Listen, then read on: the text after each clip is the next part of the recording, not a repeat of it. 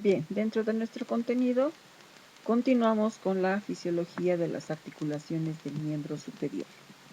Para esto vamos a empezar con la fisiología del hombro.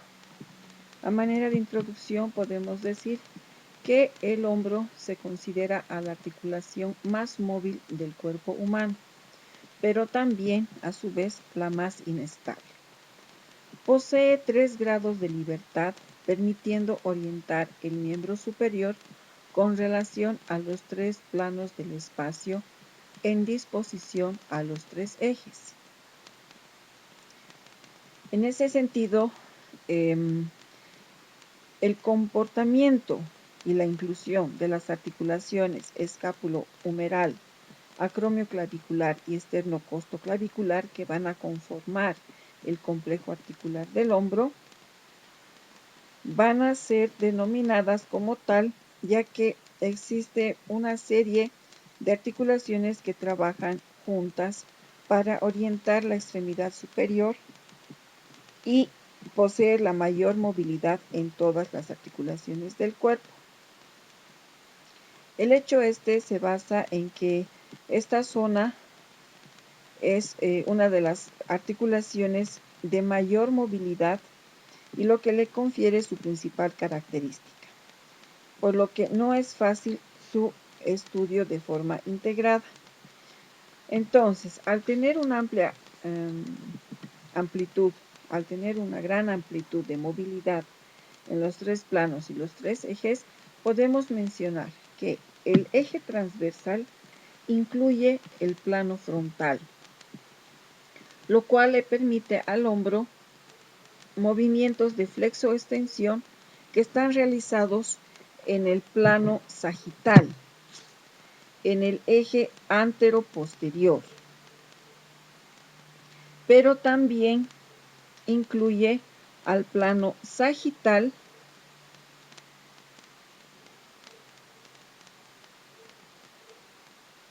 que le permite los movimientos de aducción y abducción. Como podemos ver en el gráfico, aquí tenemos el movimiento de flexo-extensión. Los movimientos de abducción y aducción se realizan en el plano frontal. Y por último vamos a tener en el eje vertical, que va a estar determinado por la intersección del plano sagital y del plano frontal, en el que se van a producir los movimientos de flexión y extensión en el plano horizontal con el brazo en abducción de 90 grados. El eje longitudinal del húmero va a permitir la rotación externa e interna del brazo en 2 formas diferentes, la que es la rotación voluntaria y la rotación automática. La rotación voluntaria utiliza el 3er grado de libertad y la rotación automática es la que se realiza sin ninguna acción voluntaria en las articulaciones de 2 o 3 ejes. Esto es lo que se va a explicar en la paradoja de Codmer. Entonces, aquí tenemos el movimiento que a su vez compone a la rotación voluntaria junto con la flexión, partiendo de una posición 0 de 180 grados o de 0 y elevando y realizando la rotación del hombro. El miembro superior pende o cuelga de forma vertical a lo largo del cuerpo, de forma tal que el eje longitudinal del húmero coincide con el eje vertical del cuerpo. Entonces, al decir que pende o cuelga a lo largo del cuerpo, nos muestra que este eje longitudinal del segmento del húmero va a ser coincidente con el eje vertical del cuerpo. En la posición de abducción a 90 grados, el eje longitudinal coincide con el eje transversal y en la posición de flexión de 90 grados coincide con el eje anteroposterior. Por todo esto, entonces, se dice que el hombro es una articulación que consta de 3 ejes principales y 3 grados de libertad, permitiendo movimientos de rotación interna y rotación externa.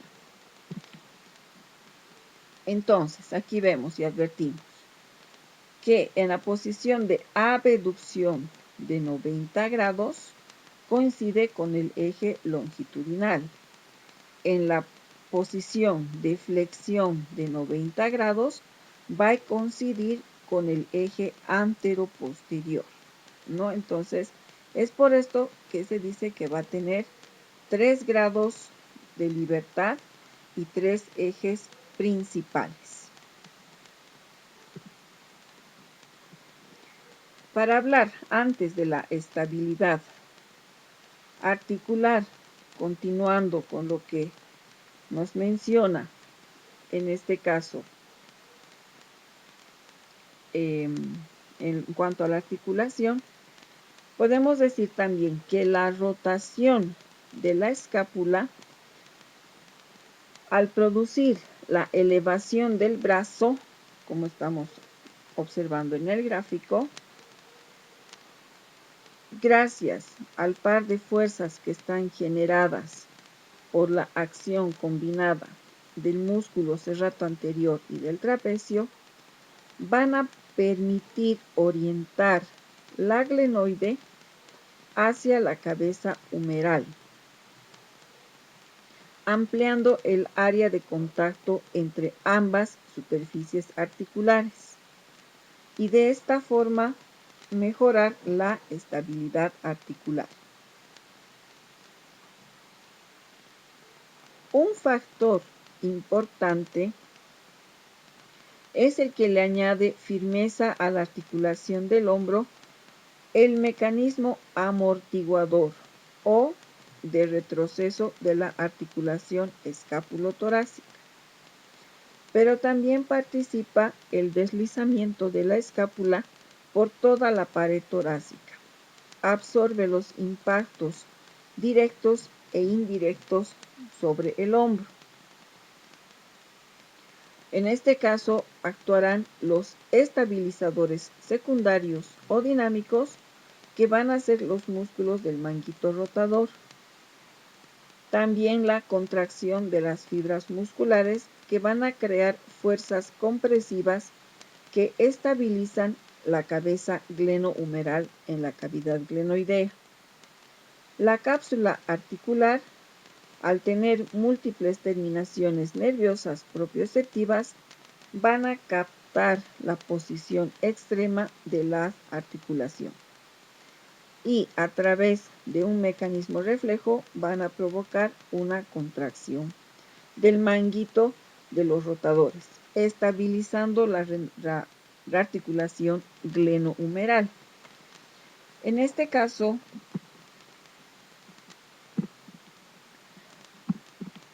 la estabilidad articular va a estar dada principalmente por lo que se denominan los estabilizadores activos y los estabilizadores pasivos, tomando en cuenta el conglomerado o el conjunto de articulaciones que conforman el complejo articular del hombro. Al hablar entonces de estabilidad, es necesario tener en cuenta que la articulación glenohumeral es una articulación incongruente. Esto debido a que sus superficies articulares son asimétricas. Existen un contacto limitado entre ellas. Por lo tanto, la gran superficie convexa de la cabeza humeral tiene un mínimo contacto o contacto reducido con la pequeña y poco profunda cavidad glenoidea presentando poca estabilidad intrínseca. En este caso, la cápsula articular y sus refuerzos, especialmente el complejo ligamentoso glenohumeral inferior, junto con el rodete glenoideo, serán los mecanismos estabilizadores primarios y estáticos. Entonces, podemos mencionar y podemos decir que los elementos estabilizadores pasivos o estáticos en la articulación glenohumeral va a estar principalmente dada por el engrosamiento de 3 elementos en la cara anterior que van a representar a los 3 ligamentos glenohumerales, el superior, el medio y el inferior. Pero también al tratarse de una articulación colgada, existe la acción de la presión negativa como un elemento estabilizador. De otra forma, también podemos decir que en esta articulación, en la articulación glenohumeral, la parte superior va a estar reforzada por el ligamento coracohumeral. Y los tendones de los músculos subescapular, supraespinoso, infraespinoso y redondo menor son los que confluyen sobre la escápula, reforzándola cerca de la inserción para formar lo que se conoce el manguito de los rotadores. Otro elemento importante en esta articulación será el ligamento glenohumeral inferior, que en cuanto a su estructura compleja es un principal estabilizador pasivo de la inestabilidad anterior. De acuerdo al autor Basmajian, no existe ninguna actividad electromiográfica de los músculos movilizadores del hombro cuando el brazo pende o cuelga en reposo a lo largo del cuerpo. Por lo tanto, los mecanismos estabilizadores independientes van a ser la musculatura. En cuanto a la articulación escápulo-humeral, esta se va a encontrar rodeada estrechamente, como si estuviera soldada, primero por la cápsula articular, en cuyo interior va a existir una presión negativa, debido a una elevada presión osmótica de los tejidos intersticiales. Esto va a arrastrar agua del interior de la articulación, haciendo que exista muy poca cantidad de líquido en su interior. Y la articulación se encontrará estabilizada por el pequeño volumen a manera de émbolo de una jeringa. Este efecto que se crea será un efecto de vacío que no se cumple en los pacientes con defectos de lesiones de la cápsula y en los que presentan una excesiva elasticidad del tejido en la cápsula. Así como los elementos de estabilización negativa, también tenemos los elementos estabilizadores activos. En el hombro, el efecto de quedar suspendido es una acción de los músculos que lo van a unir al tronco. Y uno de los más importantes para esta actitud o esta misión va a ser el trapecio, especialmente en sus fibras superiores. El manguito de los rotadores tendrá una importante acción en la estabilización de la cabeza humeral, Con su contracción desplaza la cabeza del húmero hacia abajo y la comprime contra la gleno o glenoide durante la elevación del brazo. La inserción del manguito rotador, así como la del supraespinoso de forma específica, van a configurar una zona que está mal vascularizada y por lo tanto será susceptible de sufrir isquemia, rupturas del tendón desde la inserción o fibrosis y sobre todo en cuanto al movimiento de una aducción forzada. La estabilidad de la articulación, de otra de las articulaciones y principalmente en esta articulación escápulo-humeral, va a depender de diversos factores. Por ejemplo, el tamaño adecuado de la cavidad glenoidea en proporción con el tamaño de la cabeza humeral.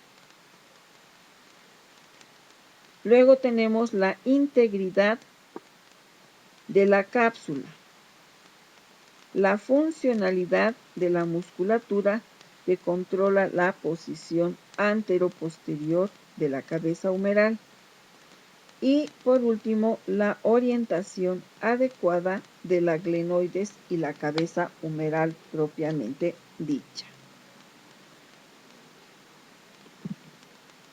Ahora hablemos de los movimientos que se pueden realizar en la articulación del hombro. Se conocen que los dos movimientos principales de la cintura escapular, estamos hablando de la cintura escapular, van a ser el de elevación en el plano escapular, que es la que prosigue o consigue a la elevación máxima y de mayor utilidad para efectuar las actividades de la vida diaria. Y el otro serán los movimientos rotatorios.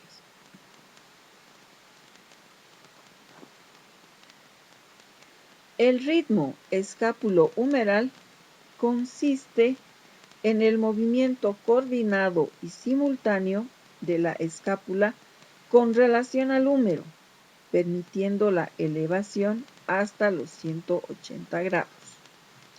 Por otro lado, la elevación del brazo en pronación pone al tubérculo mayor y al tendón del supraespinoso bajo el arco acromial, provocando de esta forma un pinzamiento acromial. Al contrario, la elevación del brazo en supinación aleja al tubérculo mayor y al supraespinoso del arco acromial, disminuyendo de esa manera el fenómeno de pinzamiento subacromial. La movilidad gleno-humeral se produce por la acción sinérgica de dos grupos musculares, que serán en este caso el deltoides y el manguito de los rotadores.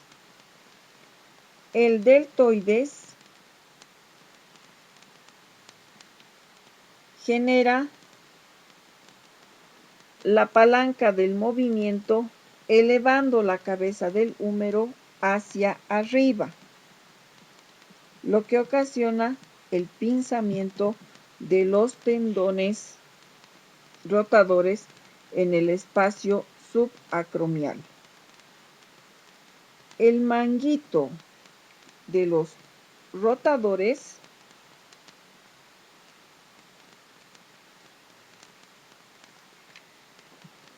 deprime y estabiliza la cabeza humeral, comprimiéndola hacia la glenoides. Por lo tanto, mejora la acción del deltoides. Un manguito rotador potente va a permitir, a través de su acción, estabilizar y un efecto depresor de la cabeza humeral, mejorando el funcionamiento biomecánico de la articulación glenohumeral, dando una mayor congruencia mecánica a la misma. El principal par de fuerzas que provocan este movimiento va a estar constituido también por el trapecio y el serrato mayor. La rotación escapular a través de los ligamentos coracoclaviculares provocan una rotación de la clavícula a lo largo de su eje.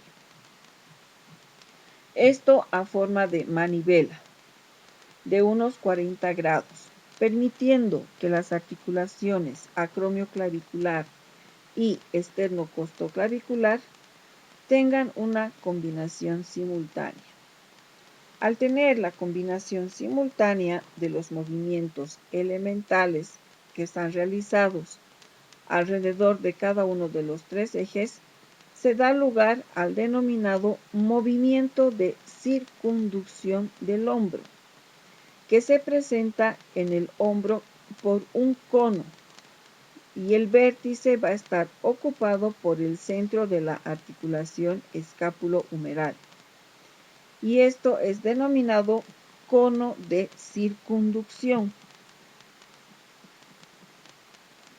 Los movimientos de rotación son fundamentales para poder efectuar actividades por debajo de la horizontal y ejecutar de forma coordinada con la mano movimientos para ubicarse en cualquier punto del espacio.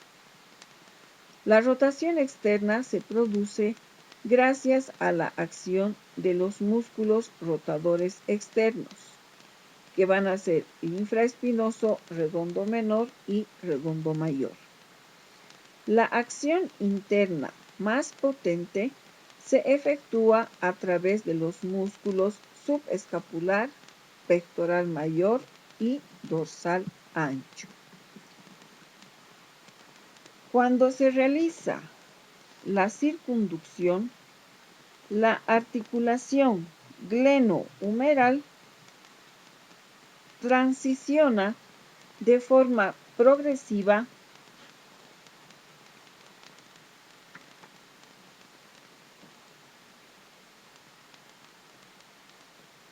por cada uno de los movimientos a una máxima amplitud de la flexión, de la extensión, de la abducción y de la abducción, lo cual hace que se describa como base del cono de la circunducción. Esto se expresa en una curvatura alabeada y sinuosa, como esta que podemos advertir, que recorre cada uno de los segmentos en los cuales se va dividiendo en el espacio por la intersección de los tres planos y los tres ejes de movimiento. Entonces, la suma de los movimientos de hombro, como lo que es la flexión, la extensión, la aducción, la abducción, rotación interna y rotación externa, darán como resultado el movimiento de circunducción. Entonces, se puede decir a manera de resumen que la articulación del hombro tendrá tres ejes de movimiento, que serán el eje transversal, que está contenido en un plano frontal, en el que se ejecutan los movimientos de flexo-extensión, un eje antero-posterior, que está contenido en un plano sagital, que dirige los movimientos de abducción y aducción, y el último eje, el eje vertical, que está contenido en la intersección de los planos sagital y frontal, que dirige los movimientos de antepulsión y retropulsión efectuados con el brazo en abducción de 90 grados. En algunos textos se menciona un cuarto eje denominado eje longitudinal del húmero. Este discurre a lo largo de la extremidad superior y permite las rotaciones interna y externa del brazo.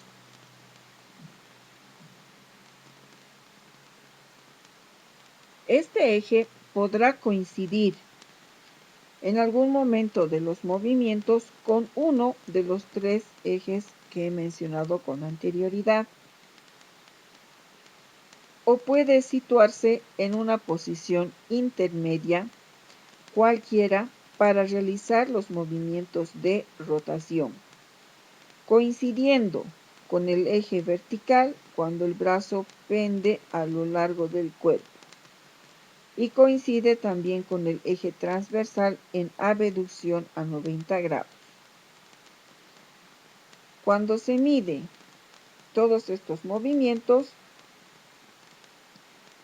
que se los realiza entre las dos superficies articulares, va a existir un punto de máxima congruencia entre ambas, en las que se van a hallar temporalmente bloqueadas.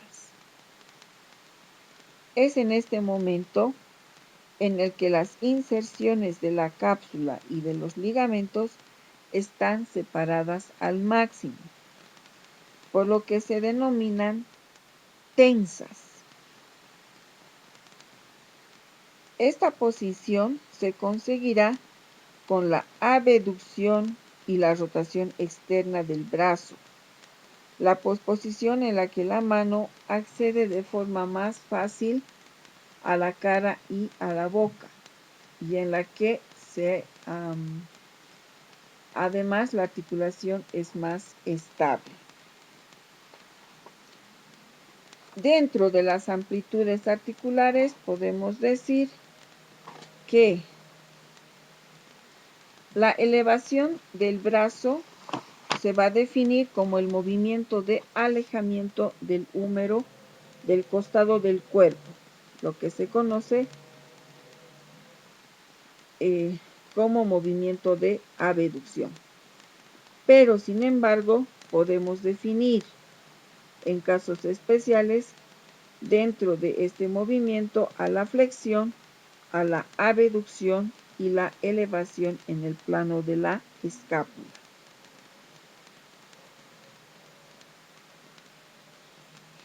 Los movimientos de rotación van a variar según la posición del brazo,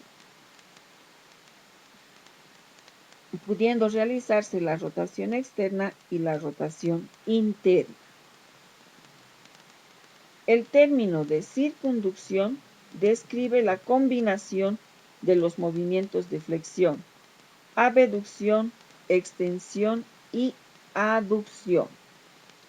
Entonces, hasta aquí, chicos, tenemos esta primera articulación, y la próxima clase mencionamos a las otras articulaciones del miembro superior.